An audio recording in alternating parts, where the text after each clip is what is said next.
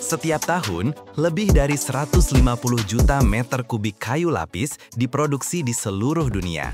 Cukup untuk membuat rangkaian gerbong yang diisi dengan lembaran-lembaran ini mengelilingi bumi di khatulistiwa beberapa kali. Tapi bagaimana dari sebatang pohon biasa, lahirlah material unik ini yang digunakan dalam furnitur, konstruksi, dan bahkan pembuatan kapal? Apa yang tersembunyi di balik proses yang dimulai dengan prosedur spa untuk kayu gelondongan dan berakhir dengan mesin pres panas, di mana lapisan-lapisan kayu selamanya menyatu menjadi satu kesatuan monolit? Tonton sampai akhir dan Anda akan mengetahui tentang pensil rahasia yang tersisa setelah produksi dan mengapa ia juga memiliki nilainya sendiri.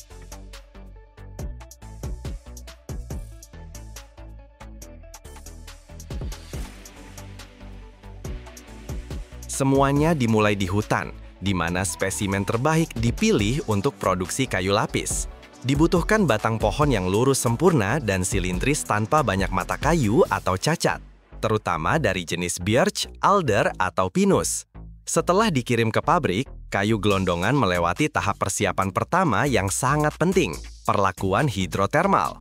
Mereka direndam dalam kolam-kolam raksasa berisi air panas, di mana mereka menghabiskan beberapa jam, bahkan terkadang sehari penuh. Salon spa untuk kayu gelondongan ini memiliki tujuan yang murni praktis. Air panas melunakkan kayu, membuatnya lebih plastis dan mudah dibentuk. Tanpa ini, pengolahan lebih lanjut tidak akan mungkin. Setelah mandi, kayu gelondongan dimasukkan ke lini produksi, di mana kulit kayunya dikupas. Mesin-mesin khusus dengan cepat dan efisien membersihkan batang, meninggalkan permukaan yang halus dan terang.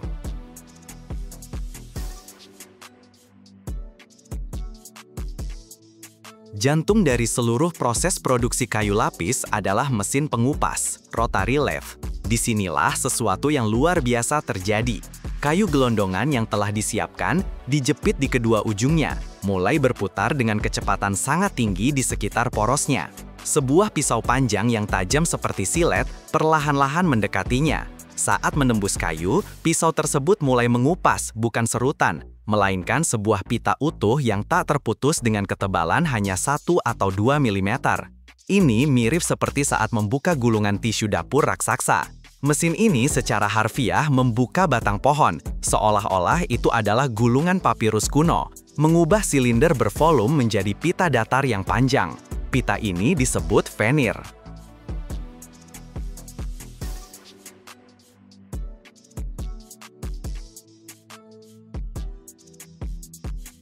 Lembaran venir yang panjang bergerak lebih jauh di atas ban berjalan, di mana gunting raksasa memotongnya menjadi lembaran-lembaran berukuran standar.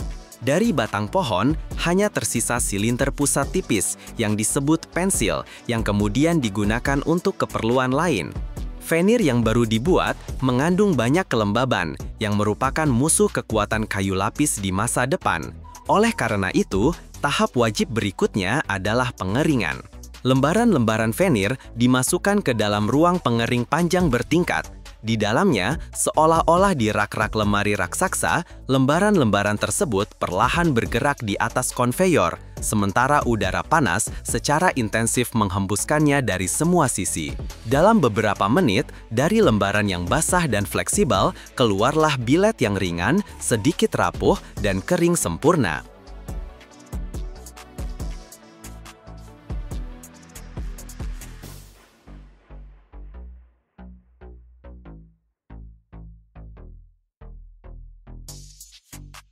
Pada tahap ini, lembaran venir yang sudah kering disortir berdasarkan kualitas. Kemudian, mereka melewati mesin pelapis lem. Roll-roll khusus yang dicelupkan ke dalam bak berisi lem sintetis mengoleskan lapisan film yang merata dan lengket di satu sisi setiap lembar kedua. Selanjutnya, dimulailah proses pembentukan paket. Selembar venir kering diletakkan di atas meja, dan di atasnya diletakkan lembaran yang sudah diolesi lem. Dan disinilah letak rahasia utamanya. Setiap lembaran berikutnya diletakkan sedemikian rupa sehingga arah seratnya tegak lurus dengan yang sebelumnya. Jika pada lembaran pertama seratnya membujur, maka pada yang kedua melintang, dan pada yang ketiga membujur lagi. Struktur silang ini adalah kunci kekuatan kayu lapis. Ia melumpuhkan kecenderungan alami kayu untuk retak dan mendistribusikan beban secara merata.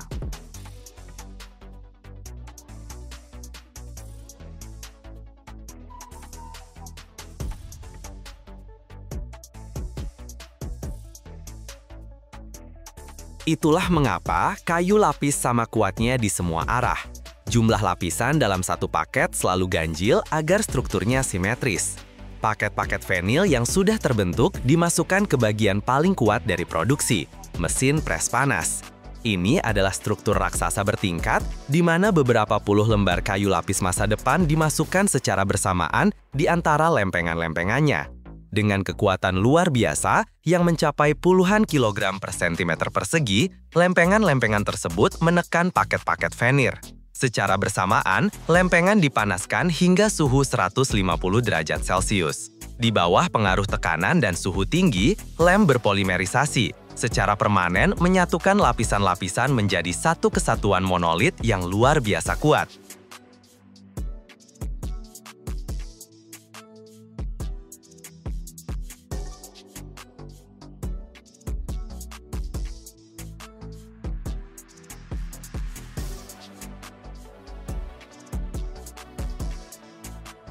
Lembaran-lembaran kayu lapis panas keluar dari mesin pres dan ditumpuk untuk pendinginan bertahap. Setelah itu, mereka melewati pemrosesan akhir, gergaji-gergaji piringan yang kuat memotong tepinya, memberikan lembaran ukuran geometris yang presisi. Kemudian, tibalah giliran pengamplasan. Lembaran melewati mesin pengamplasan dengan sabuk abrasif tak berujung, yang membuat permukaannya sangat halus. Setelah itu, setiap lembar melewati kontrol kualitas yang ketat. Inspektur memeriksanya untuk mencari cacat, delaminasi, mata kayu, atau noda lem. Tergantung pada kualitas permukaan, kayu lapis diberi kelas tertentu dan diberi label. Tumpukan kayu lapis yang sudah jadi dikirim ke gudang untuk kemudian menjadi bagian dari furnitur, rumah, dan kapal.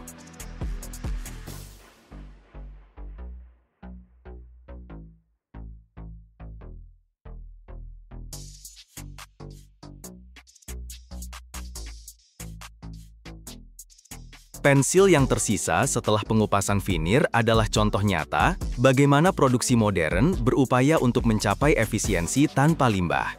Ini bukan sampah, melainkan bahan baku berharga. Jika silinder tersebut cukup besar, ia dikirim ke lini penggergajian, di mana ia mendapatkan kehidupan kedua dalam bentuk kayu gergajian.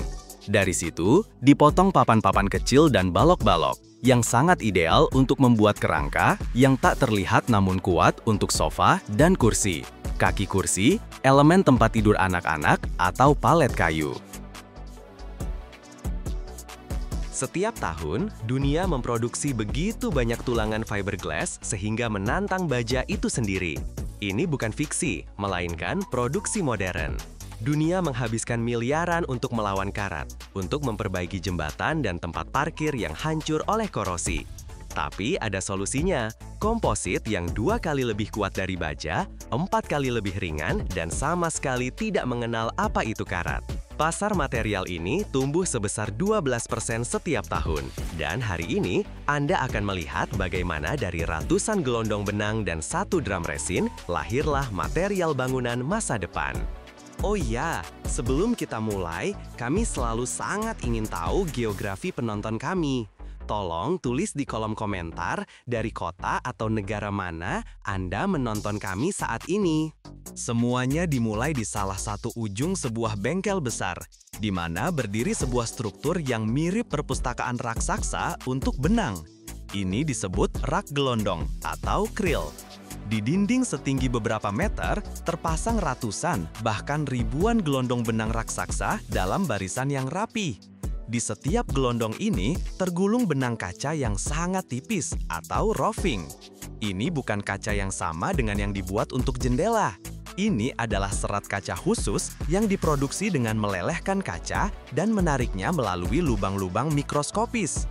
Hasilnya adalah benang yang lebih tipis dari rambut manusia, tetapi dengan kekuatan tarik yang luar biasa. Inilah yang akan menjadi kerangka kita.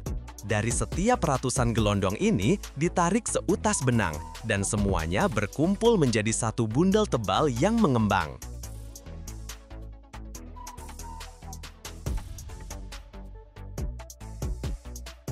Selanjutnya, sungai serat kaca ini memulai perjalanannya. Ia melewati sistem pemandu dan perangkat penegang. Setiap dari ribuan benang harus ditarik dengan kekuatan yang sama. Jika satu benang kendur, sementara yang lain terlalu kencang, maka pada produk akhir, beban tidak akan terdistribusi secara merata dan produk akan kehilangan kekuatannya. Bundel kaca yang kering perlahan-lahan dicelupkan ke dalam bak yang berisi cairan kental dan lengket, mirip seperti madu. Ini adalah resin polimer, daging kita, yang akan tumbuh di atas kerangka kaca. Ini adalah koktail kimia yang kompleks. Dasarnya biasanya adalah resin polyester, vinyl ester, atau epoksi. Ditambahkan pula pengeras, sebuah katalis yang akan memulai reaksi kimia dan membuat cairan berubah menjadi plastik padat.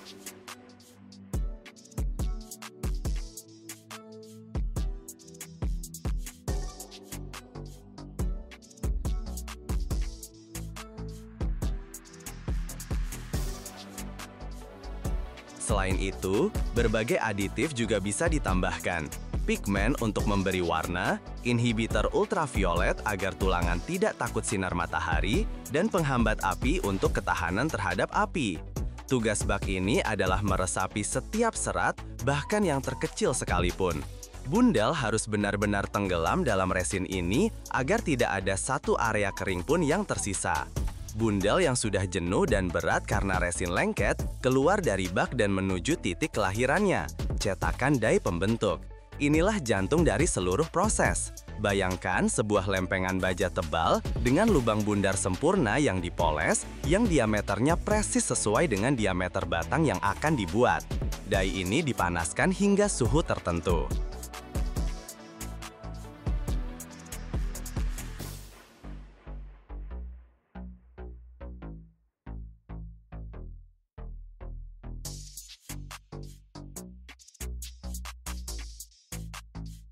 Ketika bundel basah ditarik ke dalam lubang ini, beberapa hal terjadi secara bersamaan. Pertama, dai, seperti mesin pres, memeras semua kelebihan resin. Kedua, ia memadatkan semua serat kaca menjadi satu, membentuk batang bundar yang sempurna. Ketiga, panas dari dai memulai tahap awal reaksi pengerasan. Saat keluar dari dai, kita sudah bisa melihat bentuk batang yang familiar, tetapi ia masih lunak dan rentan. Tapi bagaimana ia mendapatkan permukaan bergeriginya yang terkenal? Segera setelah keluar dari dai, saat batang masih panas dan lunak, seutas benang khusus dari serat kaca yang sama dililitkan di atasnya. Benang tipis yang sudah direndam resin dililitkan secara spiral di permukaan batang, menciptakan pola relief.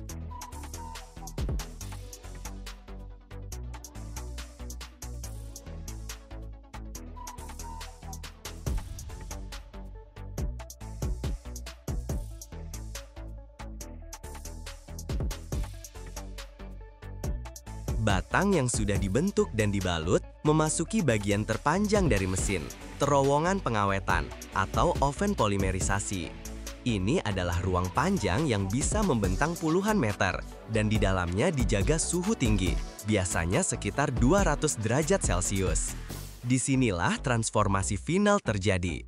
Ini bukan sekedar pengeringan. Di bawah pengaruh panas, molekul-molekul resin mulai aktif bergabung satu sama lain, membentuk jaringan 3 dimensi yang kuat dan kaku.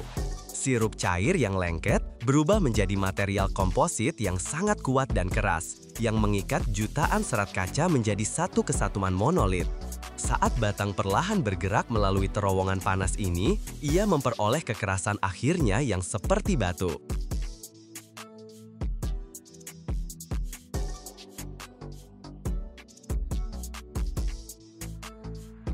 Tapi apa yang menariknya, melalui seluruh perjalanan panjang ini, di ujung lini produksi terdapat alat penarik khusus. Biasanya ini adalah 2 mekanisme ulat mirip seperti rantai tank yang terletak satu di atas yang lain. Mereka dengan lembut namun sangat kuat menjepit batang yang sudah jadi dan keras, lalu dengan kecepatan konstan yang diatur dengan presisi menariknya ke arah mereka. Mereka lah yang menciptakan kekuatan yang menarik serat kaca melalui bak resin, melalui cetakan dai, dan melalui oven. Kecepatan gerakan ini adalah salah satu parameter terpenting yang mengontrol kualitas produk akhir. Dan begitulah, Dari ujung lain konveyor panjang ini, muncul sebatang fiberglass tak berujung yang sangat lurus, keras, dan panas.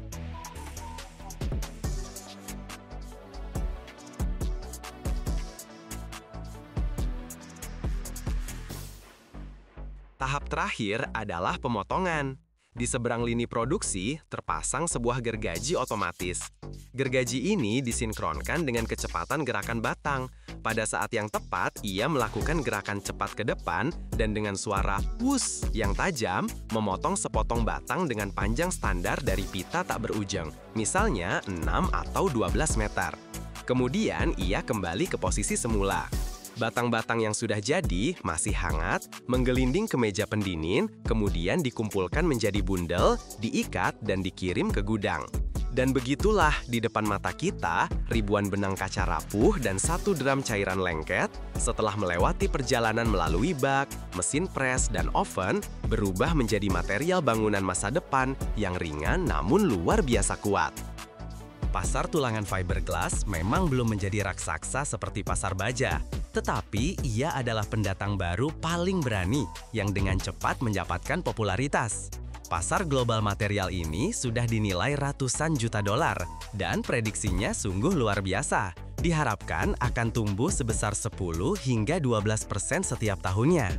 Dan sekarang tentang keunggulan utama yang membuat tulangan baja jadi gugup.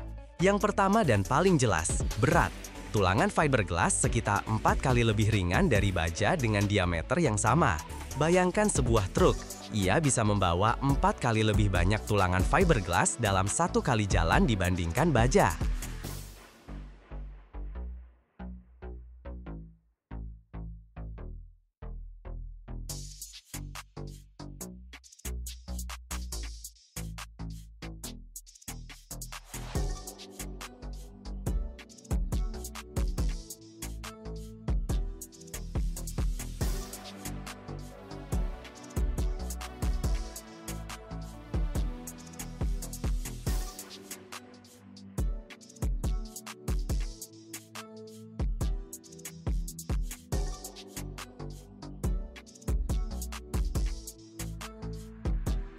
Di lokasi proyek itu sendiri, 2 pekerja dapat dengan mudah membawa seluruh gulungan batang fiberglass, sementara untuk memindahkan baja diperlukan derek.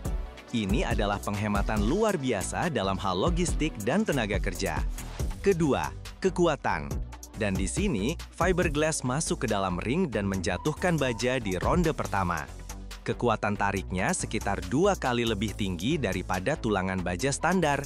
Ini berarti bahwa dalam beberapa konstruksi bisa digunakan tulangan dengan diameter lebih kecil, menghemat lebih banyak berat dan volume.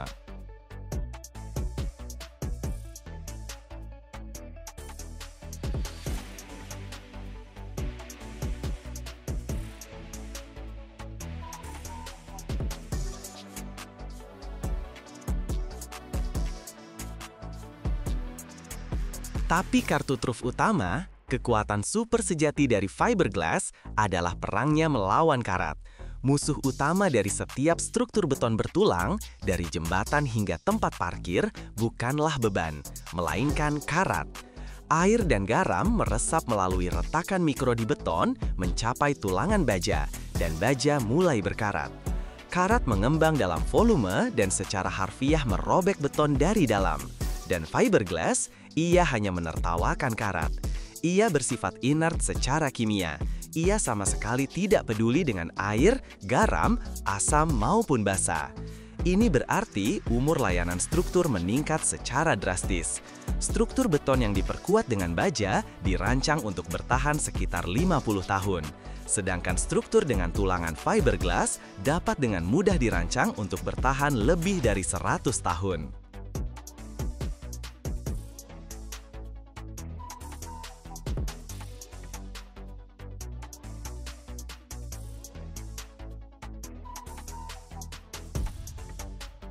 Setiap tahun, jutaan ton limbah kayu dihasilkan di seluruh dunia, dan sebagian besar bisa saja berakhir di tempat pembuangan sampah. Namun, disinilah sebuah kisah luar biasa dimulai. Transformasi serutan biasa, serpihan kayu, dan bahkan perabotan lama menjadi papan kuat yang menjadi dasar kenyamanan kita sehari-hari. Ini bukan sekedar produksi, ini adalah kehidupan kedua bagi kayu. Bayangkan gunungan bahan baku setinggi gedung 5 lantai yang lenyap ke dalam mesin-mesin monster baja, hanya untuk keluar dari sana dalam wujud baru. Dan sekarang, kami akan mengungkap semua rahasia proses ini, yang menggabungkan skala, presisi, dan sedikit keajaiban rekayasa.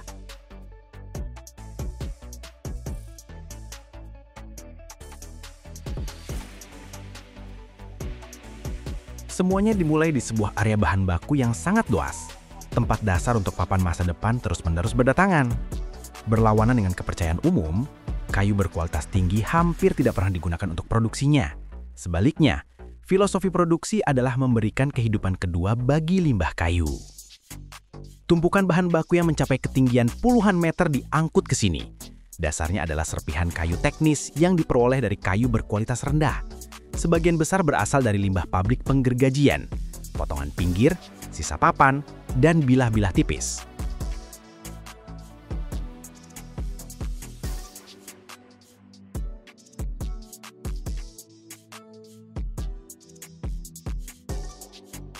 Limbah pengolahan kayu, seperti serutan dan serbuk gergaji dari pabrik mebel, juga digunakan secara aktif.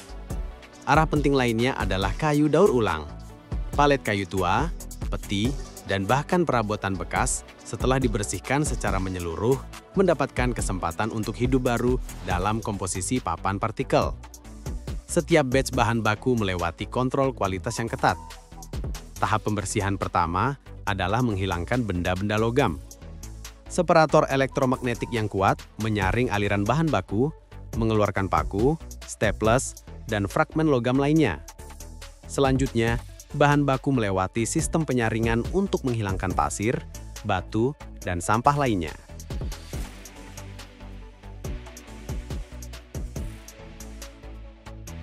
Jika dalam produksi digunakan kayu gelondongan utuh, misalnya sepanjang 6 meter, mereka pasti akan melewati mesin pengupas kulit kayu.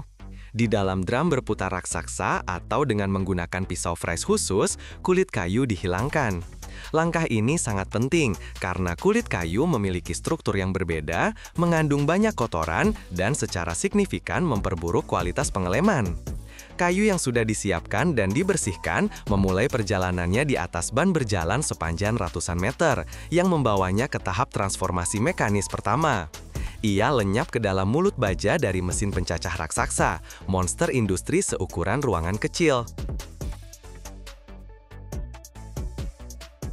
Berputar dengan kecepatan ribuan putaran per menit, pisaunya dengan sangat mudah melahap kayu, mengubah potongan utuh menjadi aliran serpihan homogen berukuran beberapa sentimeter.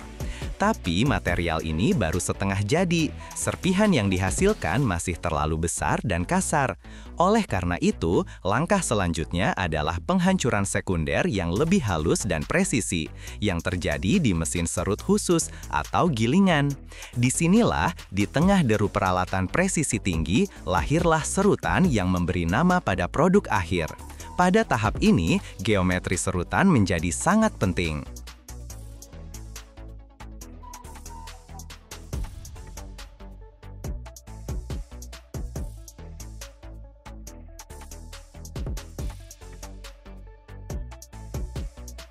Untuk lapisan luar atau permukaan dari papan yang akan bertanggung jawab atas penampilannya, diperlukan serutan yang sangat halus, tipis, dan datar. Serutan ini diproduksi di mesin serut pisau yang secara harfiah mengiris serpihan tipis dari kayu menyerupai kepingan. Untuk lapisan dalam atau inti dari papan yang merupakan tulang punggung strukturalnya, digunakan serutan yang lebih besar dan lebih tebal. Ini menciptakan kerangka internal yang kuat yang memberikan papan kekakuan akhir, kekuatan lentur, dan kemampuan untuk menahan pengencang seperti sekrup dengan andal.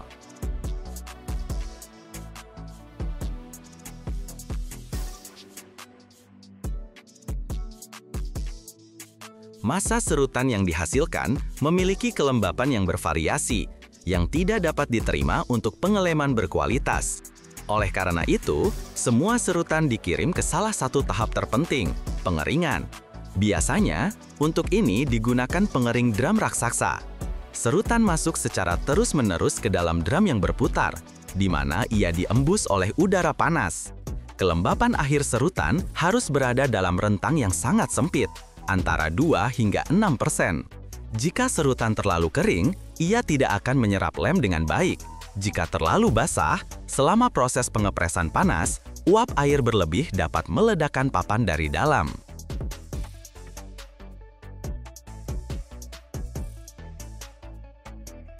Tibalah giliran komponen kunci yang akan mengubah massa serutan yang gembur menjadi papan monolitik, bahan pengikat.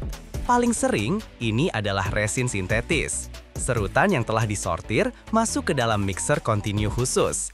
Di dalamnya, resin disemprotkan melalui nozzle, menciptakan kabut lem yang secara merata menyelimuti setiap partikel kayu.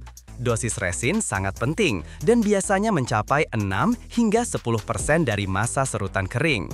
Serutan yang sudah dilapisi resin sekarang lengket dan siap untuk disatukan. Akhirnya, siap menjadi papan.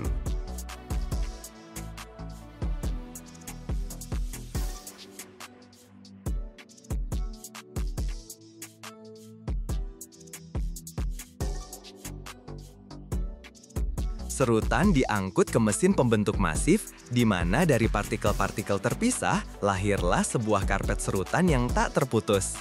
Disinilah terjadi keajaiban rekayasa dalam menciptakan struktur 3 lapis. Mesin pembentuk adalah kompleks yang rumit, yang secara berurutan dan dengan presisi tinggi, menaburkan serutan ke atas ban berjalan yang bergerak. Pertama, ia menciptakan lapisan bawah yang sangat rata menggunakan fraksi paling halus. Segera setelah itu, di atas dasar ini diletakkan lapisan tengah yang jauh lebih tebal yang terdiri dari serutan besar dan kuat. Sebagai penutup, seluruh karpet ini ditutupi dengan lapisan fraksi halus lainnya, menciptakan cerminan dari lapisan bawah.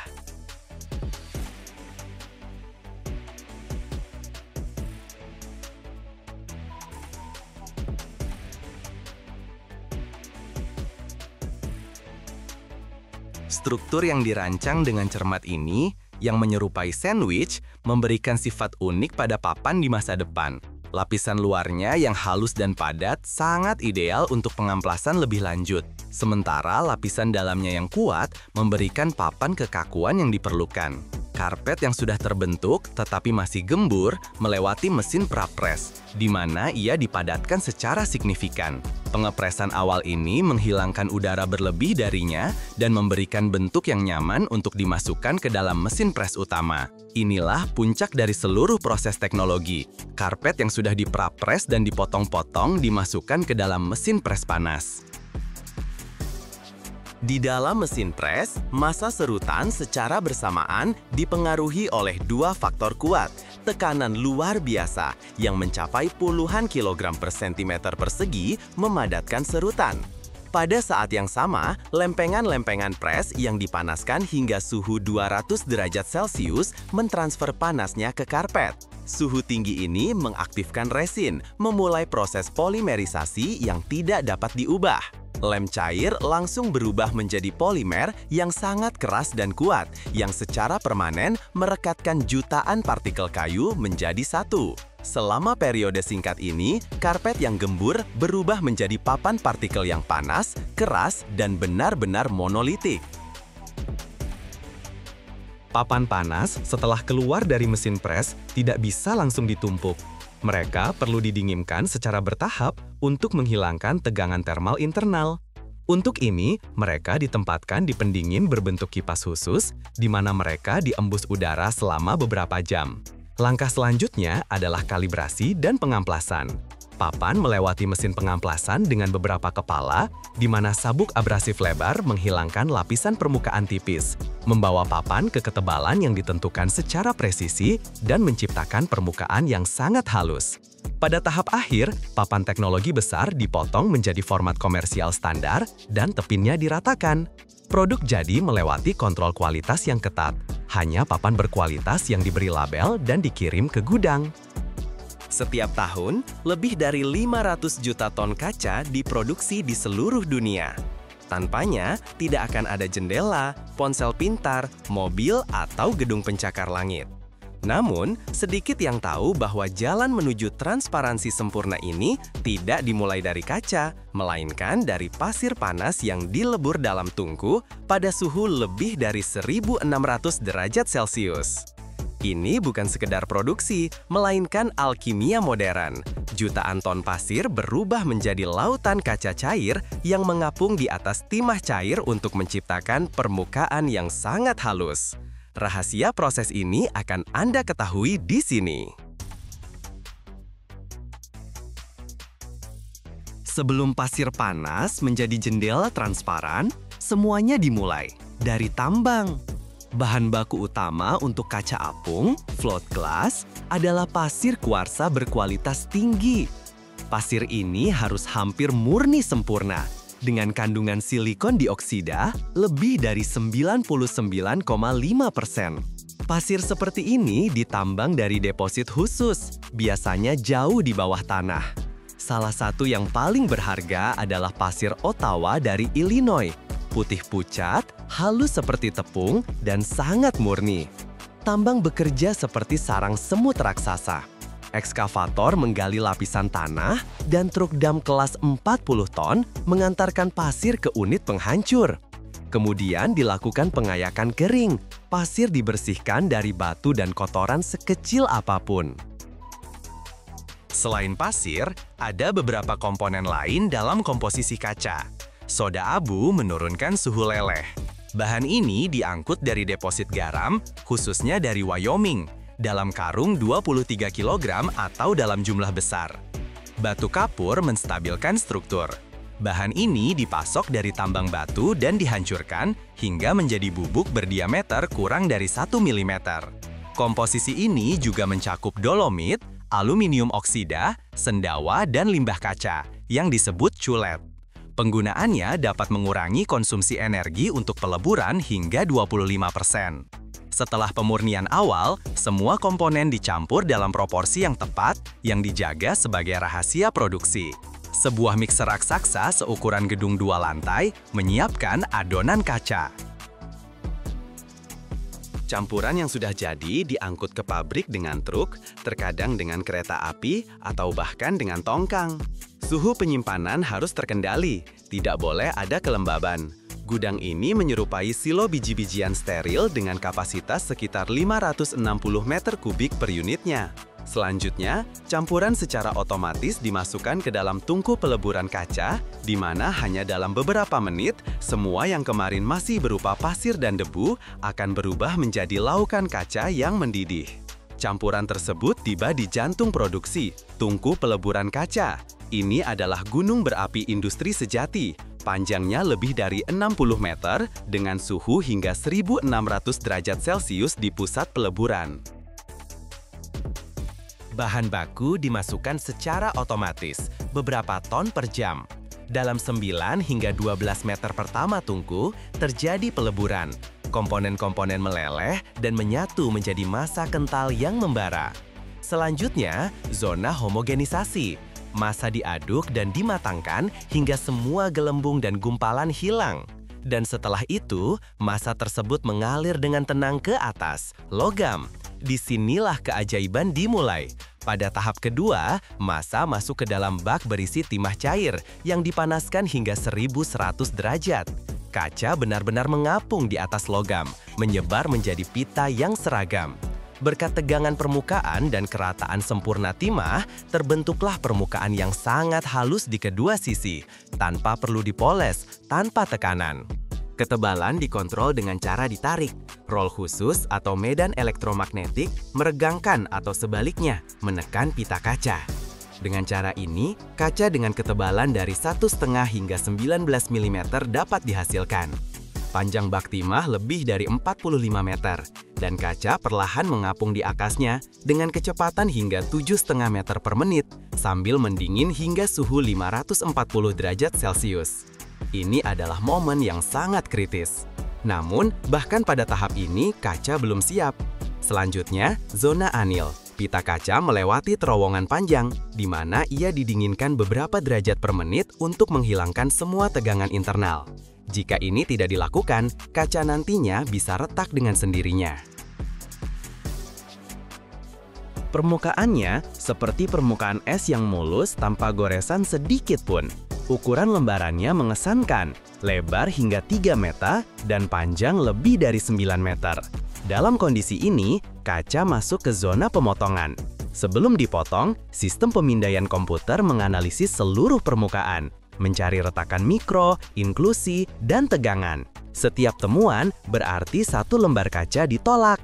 Pemotongan tidak dilakukan secara mekanis. Kini digunakan laser atau pemotong roda, pisau mikro mirip dengan berlian, membuat goresan dan kemudian tekanan ringan mematahkan kaca tepat di sepanjang jalur tersebut.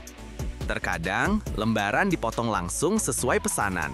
Misalnya, 60 x 90 cm untuk kaca bangunan atau seukuran layar untuk Tesla. Yang lain dibuat dalam format standar untuk gudang, di mana mereka disimpan secara vertikal di rak dengan bantalan karet. Setelah pemotongan, tahap kalibrasi. Lembaran diperiksa ketebalannya, geometrinya, dan kelurusan tepinya. Kamera beresolusi tinggi memindai setiap sentimeter. Laser menganalisis sudut.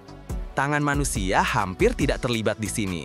Hanya pada tahap akhir, ketika pekerja dengan sarung tangan memberi label pada lembaran yang sempurna. Di dunia di mana kaca memiliki transparansi sempurna, penandaan adalah nama, paspor, dan tanda tangan pembuatnya dalam satu kesatuan. Di zona penandaan inilah setiap kaca diberi identitas, di mana, kapan, oleh siapa, dan untuk apa ia dibuat. Metode yang paling umum adalah ukiran laser.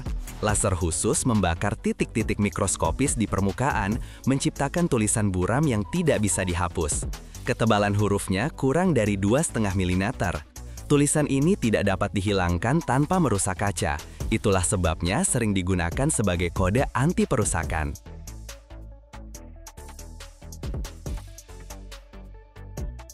Ukiran sandblast digunakan untuk kaca dekoratif atau premium. Melalui stensil, bahan abrasif disemprotkan ke kaca di bawah tekanan, membentuk tanda buram yang timbul. Ada juga penandaan dengan tinta keramik. Metode ini digunakan pada tahap sebelum pengerasan. Cat khusus diaplikasikan dengan metode cetak, kemudian dibakar pada suhu lebih dari 1100 derajat. Penandaan seperti ini berwarna, terlihat jelas dan sangat tahan lama, tidak luntur, tidak terhapus, dan tidak pudar. Penandaan bisa bersifat teknis maupun merek. Misalnya, di jendela rumah-rumah mewah, logo produsen seringkali dengan bangga dibiarkan terlihat.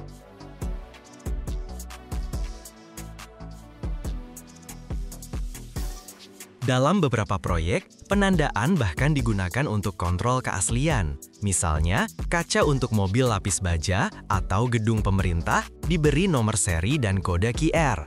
Tahap terakhir, dokumentasi.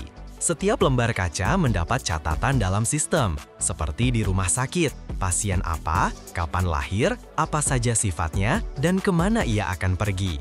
Ini penting karena kaca tidak selalu langsung dikirim. Beberapa batch disimpan selama berbulan-bulan, hingga tiba waktunya. Setiap tahun, Jepang memproduksi jutaan ton baja. Namun, hanya sebagian kecil yang menjadi jantung dari keajaiban rekayasa modern. Rel untuk kereta super cepat Shinkansen. Bayangkan sebuah tungku yang lebih besar dari gedung 5 lantai, dipanaskan hingga 1.500 derajat Celcius. Tempat besi dan karbon meleleh. Lautan api ini berubah menjadi rel sepanjang 100 meter, begitu presisi sehingga menentukan kelancaran kereta berkecepatan 320 km per jam. Namun, rahasia sebenarnya adalah bagaimana para insinyur Jepang menyambungkan rel-rel ini menjadi satu jalur utuh sepanjang 1,5 km. Ingin tahu bagaimana mereka menciptakan rel yang seolah tanpa sambungan, tanpa suara jedak-jeduk khas kereta api? Saksikan hingga akhir.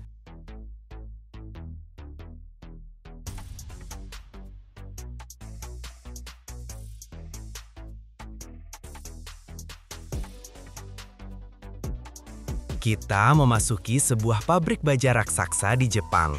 Udara terasa berat, campuran panas, baja, dan deru mesin-mesin perkasa. Di hadapan kita, sang tokoh utama, tungku peleburan baja, sebesar gedung 5 lantai. Bentuknya menyerupai kawah gunung berapi, berpijar hingga berwarna putih menyilaukan. Di dalamnya, campuran besi dan karbon meleleh pada suhu lebih dari 1500 derajat Celcius. Dengan suara gemuruh, logam cair itu dituangkan ke dalam cetakan khusus, bagaikan sungai lava oranye terang. Para pekerja terlihat sangat kecil di tengah mesin-mesin raksasa. Setelah baja meleleh, ia mulai mendingin dan berubah menjadi bongkahan padat yang masih sangat panas. Bongkahan ini seukuran balok tebal beberapa meter, kemudian dimasukkan ke mesin penggiling.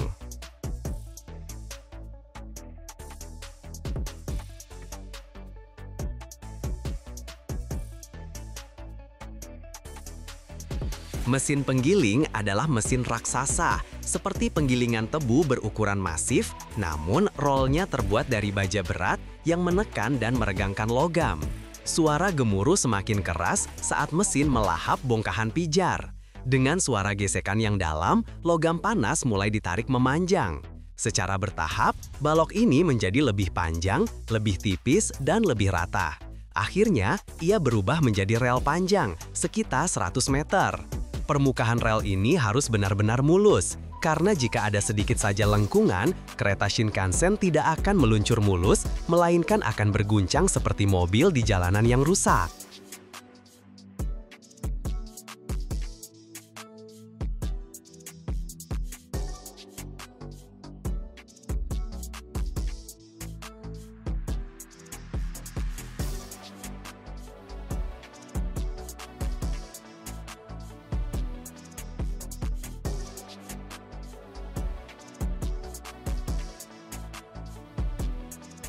Setelah digiling, rel masih panas. Uap mengepul darinya, terdengar suara desis seperti air di wajan panas. Namun, ini adalah bentuk yang hampir jadi, panjang, berat, dan mulus.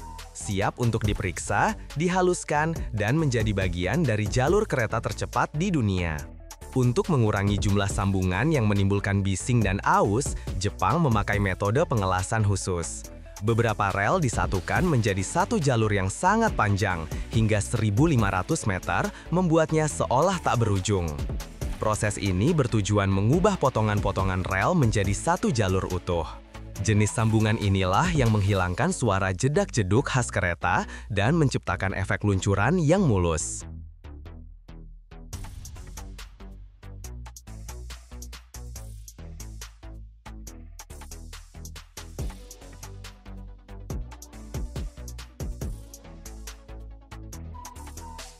Proses pengelasan terjadi dalam beberapa tahap. Yang paling umum adalah pengelasan termit, teknologi yang andal dan spektakuler. Dua ujung rel ditempatkan saling berhadapan, dengan celah beberapa milimeter. Permukaan sambungan dibersihkan secara teliti dari karat, debu, dan kotoran. Ujung rel harus benar-benar rata. Selanjutnya, di sekitar titik sambungan dipasang cetakan khusus dari bahan tahan api.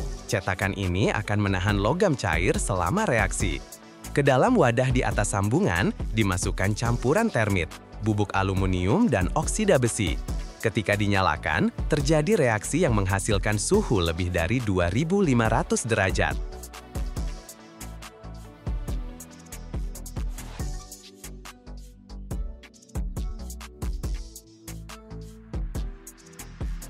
Hasilnya adalah besi cair yang mengalir dan mengisi celah antar rel, menyatukannya secara molekuler.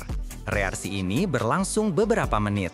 Selama itu, terdengar suara mendesis dan nyala api terang membubung di atas sambungan. Terlihat seperti letusan gunung berapi mini. Setelah logam mengeras dalam 10 menit, cetakan dilepas dan kelebihan logam dipotong. Sambungan tersebut kemudian digosok hingga permukaannya sangat halus agar roda kereta tidak merasakan transisi. Sambungan yang sudah jadi diperiksa dengan laser dan sensor ultrasonik untuk mencari retakan mikro. Rel ini dipasang sebagai satu blok utuh, sehingga mengurangi biaya perbaikan dan risiko gangguan.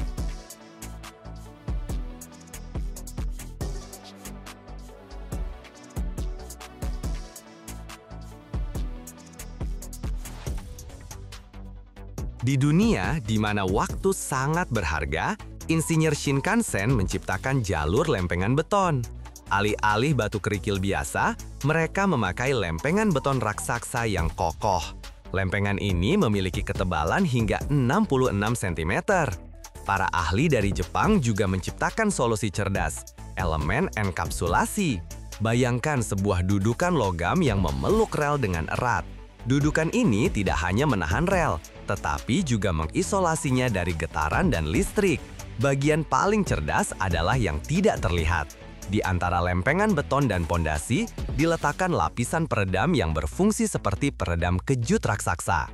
Di dalam terowongan, jalur lempengan ini sangat menghemat biaya. Ketinggian jalur yang lebih rendah berarti terowongan yang lebih kecil, yang mengurangi biaya konstruksi hingga 30%.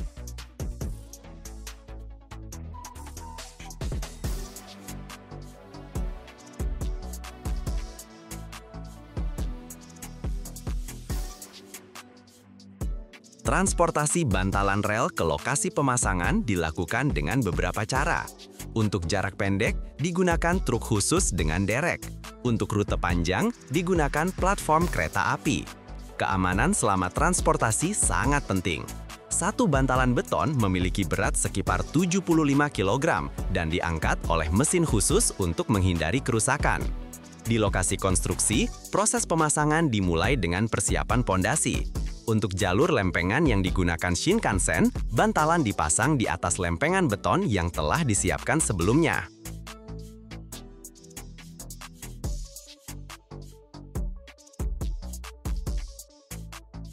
Setiap bantalan diposisikan dengan presisi hingga 6 mm. Penyimpangan sekecil apapun dapat menyebabkan masalah pada kecepatan lebih dari 300 km per jam. Pemasangan dilakukan oleh tim khusus menggunakan peralatan presisi. Pertama, titik-titik tumpu dipasang setiap 60 cm, jarak standar untuk jalur cepat. Setiap bantalan diikat ke pondasi dengan baut jangkar berdiameter 2,5 cm yang ditanam sedalam 15 cm ke dalam lempengan beton. Proses ini juga harus terintegrasi dengan sistem listrik dan persinyalan. Bantalan memiliki saluran khusus untuk kabel serta isolator untuk mencegah korsleting. Para pemasang harus memperhitungkan lokasi semua sistem, termasuk saluran drainase. Tahap akhir meliputi pemasangan bantalan peredam getaran. Elemen karet baja ini mengurangi getaran dari kereta ke struktur di sekitarnya. Setelah pemasangan selesai, seluruh jalur diuji oleh kereta ukur khusus yang bergerak dengan kecepatan tinggi dan mencatat penyimpangan sekecil apapun. Meskipun lebih dari 120.000 kereta melintas setiap tahun, keterlambatan rata-rata hanya 36 detik. Selama 50 tahun, kecepatan telah meningkat dari 210 km per jam menjadi 320 km per jam, dan kini melayani 1 juta penumpang per hari. Jalur baru diharapkan beroperasi pada kecepatan 500 km per jam, dengan waktu tempuh antara Tokyo dan Osaka hanya 67 menit. Pembangunan dimulai pada tahun 2011, awalnya dijadwalkan dibuka pada tahun 2027. Tetapi kini ditunda setidaknya hingga tahun 2034.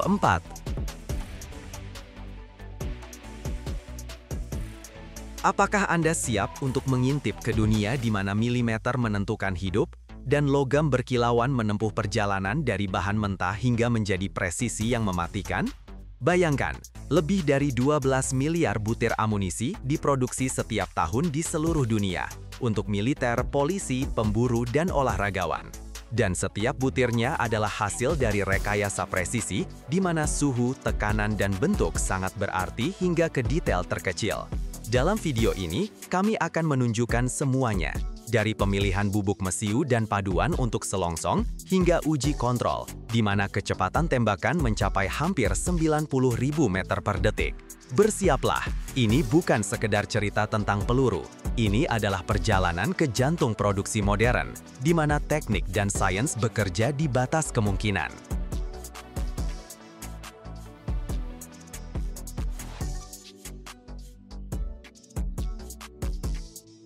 Ratusan juta butir amunisi setiap tahun keluar dari lini perakitan pabrik di seluruh dunia, dan setiap butirnya melewati lini kontrol dengan presisi hingga mikron.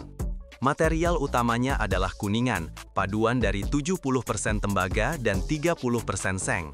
Kuningan ini dipesan dalam bentuk gulungan besar setebal sekitar 1,5 mm dan berat hingga 2.700 kg.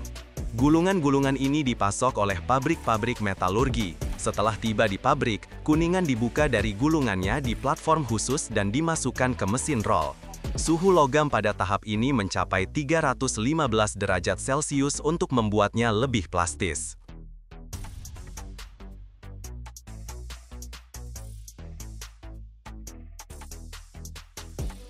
Selanjutnya, lembaran kuningan dimasukkan ke lini press, mesin cetak berkecepatan tinggi yang dengan presisi secepat kilat memotong lingkaran-lingkaran darinya, yang disebut billet. Diameternya sekitar 19 mm. Mesin press bekerja dengan frekuensi hingga 250 pukulan per menit. Lingkaran-lingkaran yang dihasilkan dipanaskan hingga 430 derajat. Ini diperlukan untuk proses penarikan dalam deep drawing berikutnya.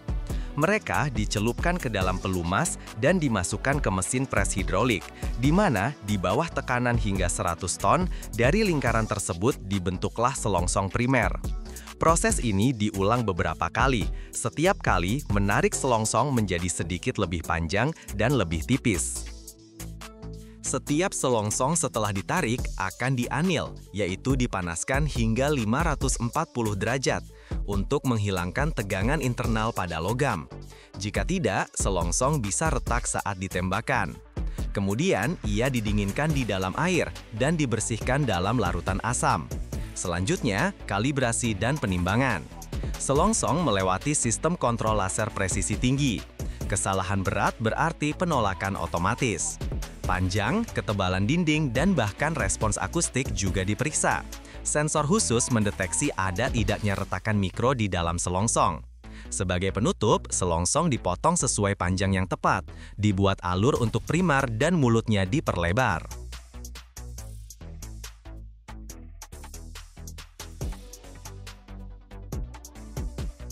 Tahap kritis berikutnya adalah pemasangan primer. Ini adalah komponen kecil namun sangat penting yang memulai tembakan. Primer adalah bahan peledak mini. Di dalam cangkir logam kecil terdapat detonator primer, biasanya berbasis timbal stiff nut. Sebelum pemasangan, primer diuji kepekaannya. Di lini otomatis, setiap selongsong melewati stasiun primer, di mana mekanisme dengan presisi luar biasa memasukkan primer ke bagian belakang selongsong. Selanjutnya, bubuk mesiu. Jenisnya tergantung pada tujuan amunisi. Rata-rata, satu butir amunisi kaliber 223 Remington berisi sekitar 1,5 gram bubuk mesiu. Sebagai perbandingan, amunisi kaliber 45 hanya sekitar 0,4 gram.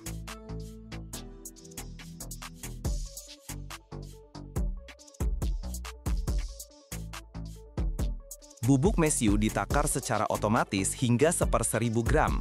Kelebihan atau kekurangan berbahaya bagi penembak dan senjata. Kesalahan 1/10 gram tidak dapat diterima. Ketika bubuk mesiu sudah terisi, tibalah giliran pemasangan proyektil. Material, bentuk, dan masanya tergantung pada tugasnya, berburu, militer, olahraga. Tetapi pemasangannya dilakukan dengan presisi yang sama.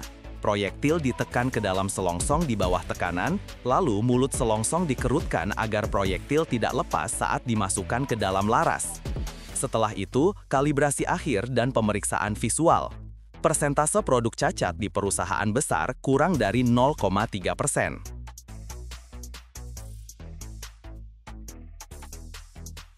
Dan hanya setelah semua tahap pemeriksaan, kalibrasi, dan penimbangan akhir, amunisi masuk ke fase final, pengemasan. Pengemasan bukan hanya soal estetika, ini adalah masalah perlindungan, identifikasi, dan logistik. Amunisi secara otomatis disortir ke dalam nampan atau dimasukkan ke lini penimbangan, di mana batch dibentuk per 20, 50, atau 100 butir. Opsi termurah adalah nampan plastik dengan film pembungkus panas. Pasokan militer dikemas berbeda, dalam kontainer seng atau baja dengan tutup kedap udara. Di dalamnya ada lapisan anti korosi, label dengan kaliber, nomor batch, dan tanggal pembuatan.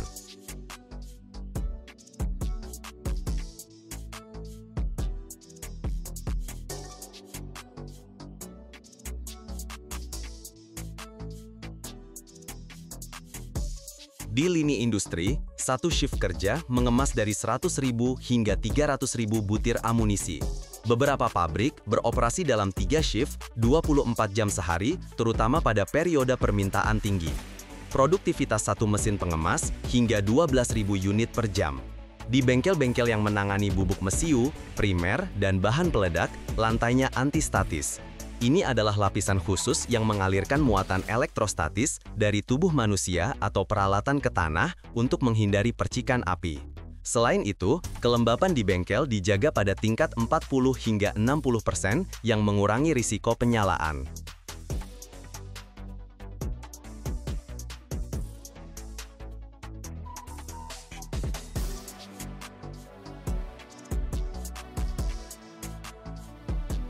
Pekerja mengenakan pakaian khusus dari kain alami atau bahan antistatis. Dilarang memakai benda logam, jam tangan, atau perhiasan. Hanya spesialis bersertifikat yang diizinkan masuk ke area bubuk mesiu atau primer. Aksesnya tentu saja biometrik. Manusia tidak menyentuh bubuk mesiu dengan tangan. Semuanya terjadi melalui mesin-mesin kedap udara yang otomatis. Pembentukan primer, penakaran campuran peledak, penyegalan selongsong, semuanya diotomatisasi semaksimal mungkin. Setiap 45 meter, ditempatkan alat pemadam api bubuk dan sistem sprinkler. Personel menjalani latihan wajib setiap 3 hingga 6 bulan. Semua selongsong, proyektil, dan primer melewati kontrol visual, berat, dan sinar X. Produk cacat dikirim ke zona aman terpisah, di mana mereka dimusnahkan atau didaur ulang. Pabrik dijaga seperti fasilitas keamanan tinggi, pengawasan video, penjaga bersenjata, inventarisasi setiap unit. Pada tahun 1998, di AS, sebuah pabrik yang memproduksi bubuk mesiu untuk amunisi olahraga meledak karena pelanggaran aturan penyimpanan. Kekuatan ledakannya setara dengan beberapa ton TNT. 4 pekerja tewas. Penyelidikan mengungkapkan puluhan pelanggaran sistematis. Oleh karena itu, keamanan di pabrik semacam ini lebih penting daripada produk yang mereka hasilkan. Setiap tahun, lebih dari 1 miliar ban baru tercipta di dunia. Dan jumlah yang sama berakhir di tempat pembuangan sampah. Bayangkan saja, hanya di Amerika Serikat, lebih dari 250 juta ban didaur ulang setiap tahunnya, menyelamatkan planet dari gunungan sampah. Tapi kemana perginya cincin-cincin hitam ini setelah menempuh ribuan mil? Mereka tidak lenyap begitu saja.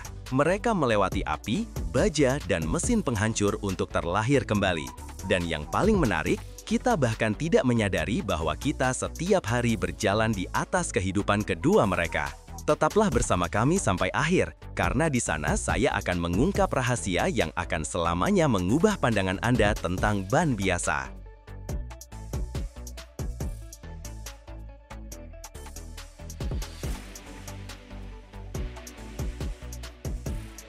Oleh karena itu, hari ini kita akan pergi ke pemakaman ban mobil. Lahan berhektar-hektar yang dipenuhi gunungan cincin karet hitam. Mereka adalah para veteran jalanan yang sunyi, yang telah menempuh ribuan mil, dan kini terbaring di sini, seolah tak lagi dibutuhkan. Tapi ini bukanlah akhir dari kisah mereka. Ini hanyalah awal dari reinkarnasi mereka yang luar biasa. Kita akan menelusuri bagaimana potongan-potongan karet yang usang dan kotor ini melewati serangkaian ujian brutal namun berteknologi tinggi untuk terlahir kembali menjadi jantung yang lembut dari sebuah stadion olahraga modern. Orang Amerika telah belajar memberikan kehidupan kedua bagi sebagian ban. Tingkat daur ulang ban bekas di AS saat ini lebih dari 85%.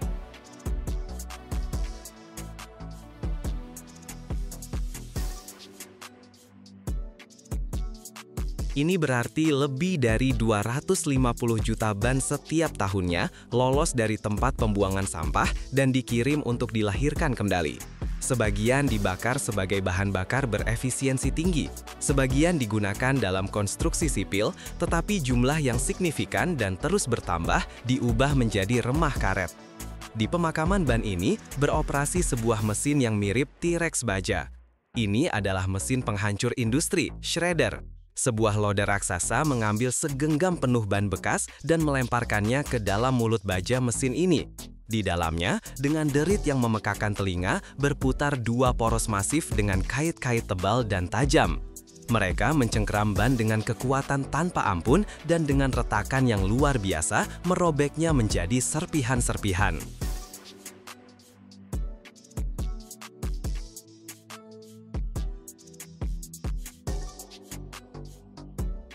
Di dalam setiap ban, terdapat kawat baja steel cord, kerangka kuat dari kawat baja. Selama proses perobekan, kawat ini terlepas, berubah menjadi jaring-jaring berkilauan dari benang baja, bercampur dengan potongan karet. Campuran kacau antara karet dan baja ini bergerak lebih jauh di atas ban berjalan. Dan disinilah magnet industri raksasa yang kuat dan berputar di atas aliran material yang hancur ini ikut bermain. Ia seperti magnet kulkas tetapi jutaan kali lebih kuat, menarik semua benang baja dari massa karet. Dengan derit dan dentang, kawat baja menempel pada magnet dan dijatuhkan ke dalam wadah terpisah. Baja ini kemudian akan dikirim untuk dilebur kembali, sementara karet kita yang sudah bersih melanjutkan perjalanannya. Tapi ukurannya masih terlalu besar. Pemberhentian berikutnya, granulator.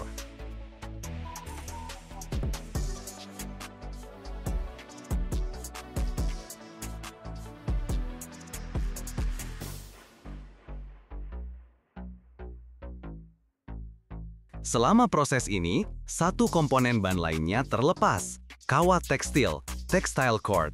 Ini adalah serat nilon atau polyester yang memberikan kekuatan tambahan pada ban. Serat-serat ringan dan halus ini perlu dihilangkan. Untuk itu, butiran karet melewati sistem saringan bergetar dan separator udara. Aliran udara yang kuat secara harfiah meniup habis serat tekstil yang ringan, hanya menyisakan butiran karet yang bersih dan berat. Sekarang kita memiliki material yang bersih, tetapi masih cukup besar. Untuk menjadi lapisan stadion, ia perlu diubah menjadi remah. Untuk itu, butiran-butiran tersebut dikirim untuk penghancuran akhir, seringkali ke dalam apa yang disebut penggilingan cracker mills.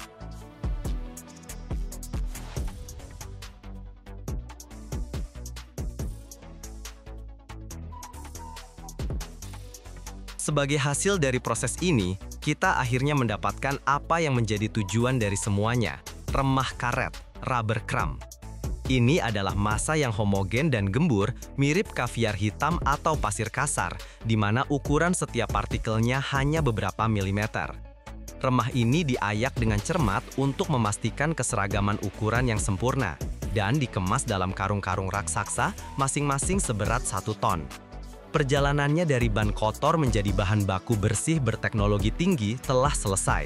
Dan sekarang, mari kita pindah ke tempat di mana remah hitam ini akan menemukan panggilan sejatinya, pembangunan stadion baru. Para pekerja menggelar gulungan-gulungan besar rumput sintetis di atas dasar kerikil yang telah diratakan dengan sempurna.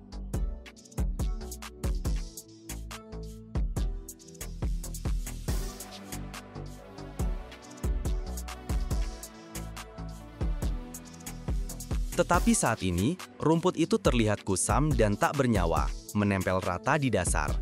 Agar bisa berdiri tegak dan terlihat seperti rumput asli, mereka membutuhkan penyangga. Dan disinilah sebuah mesin khusus masuk ke lapangan, mirip dengan penyebar pupuk besar. Dimulailah proses yang disebut pengisian atau infill. Pertama, mesin secara merata menyebarkan lapisan pasir kuarsa halus yang bulat di seluruh lapangan. Pasir ini berat dan mengendap di dasar karpet, berfungsi sebagai pemberat agar rumput tidak bergeser. Dan setelah pasir, pahlawan utama kita ditaburkan di lapangan, remah karet hitam. Mesin tersebut juga menyebarkannya secara merata di seluruh permukaan. Dan disinilah transformasi utama terjadi.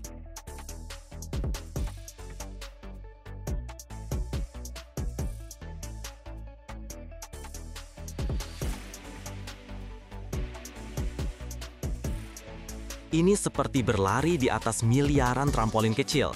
Hal ini secara drastis mengurangi beban pada sendi para atlet dan membuat jatuh menjadi jauh lebih aman. Sentuhan terakhir adalah menyisir lapangan. Sebuah mesin khusus dengan sikat raksasa berjalan di atas rumput dengan cermat mencampur pasir dan remah karet serta menyisirnya ke dalam hingga ke dasar, membuat setiap helai rumput berdiri tegak lurus sempurna. Dan kini ketika pekerjaan selesai, di hadapan kita terhampar lapangan yang hijau sempurna, kenyal, dan aman. Dan mungkin tidak ada satupun pemain yang berlari di atasnya yang menyadari bahwa di bawah kaki mereka terbaring jutaan partikel dari ban mobil bekas.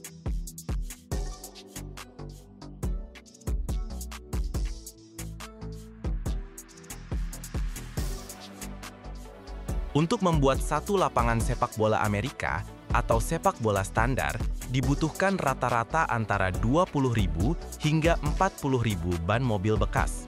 Coba pikirkan, satu lapangan saja sudah memakan habis segunung sampah karet. Dan ada berapa banyak lapangan seperti itu di negara ini? Saat ini, di AS terdapat lebih dari 13.000 lapangan dengan rumput sintetis. Di sekolah, perguruan tinggi, taman, dan arena profesional. Dan sekarang, matematika sederhana. Jika kita mengambil angka minimum 20.000 ban per lapangan, maka hasilnya adalah lebih dari 260 juta ban bekas telah menemukan rumah baru mereka hanya di lapisan lapangan olahraga di seluruh negeri. Rumput alami adalah sesuatu yang sangat rewel. Ia perlu dipotong, disiram, dipupuk, dan diberi waktu istirahat secara teratur. Rata-rata, lapangan alami hanya bisa menahan tidak lebih dari 20 jam permainan per minggu. Dan lapangan dengan rumput sintetis, ia bisa digunakan 24 jam sehari, 7 hari seminggu, baik saat hujan maupun panas. Dan sekarang tentang air. Satu lapangan rumput sintetis dapat menghemat antara hampir 2 juta hingga hampir 4 juta liter air setiap tahunnya. Itu adalah jumlah air yang digunakan oleh sebuah keluarga rata-rata selama beberapa tahun. Tambahkan penghematan untuk pupuk dan pekerjaan mesin pemotong rumput dan keuntungannya menjadi jelas.